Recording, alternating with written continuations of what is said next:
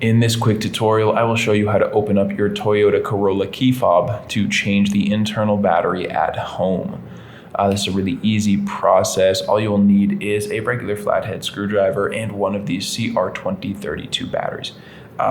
One note, you may have a version that looks just like this, but it might have 3 buttons, whereas mine has 4. Don't worry, it is the same device. The process to open it up is exactly the same, and it takes the same battery. So just go ahead and follow along no matter which particular device you have. And if you would like to get one of these batteries online, I will leave a link down in the description so that you can pick one up on Amazon for just a couple of bucks. And this will be the exact battery that you need for this particular device.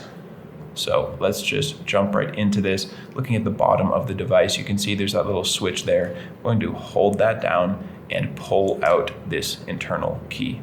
I'm going to set that to the side. If you see here, this hole is the key hole actually, and then right next to that, perpendicular to it, there is another hole. That is what we are going to use to open this thing up. So insert your flathead screwdriver into the smaller hole. Hold the device just loosely in your hand and twist the screwdriver. You will feel the device crack open, and you can just pull it apart with your fingers. So you can go ahead and set this back part to the side and just dump out this little component here with the battery. Now what we want to do is use your flathead screwdriver to come in, kind of getting under the battery, and you can just lift it up.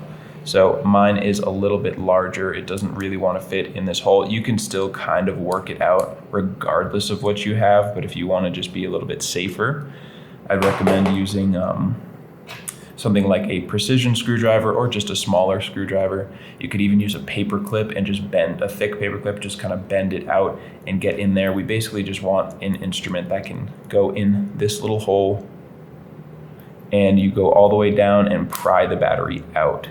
Show that again, you're just going down, prying the battery out.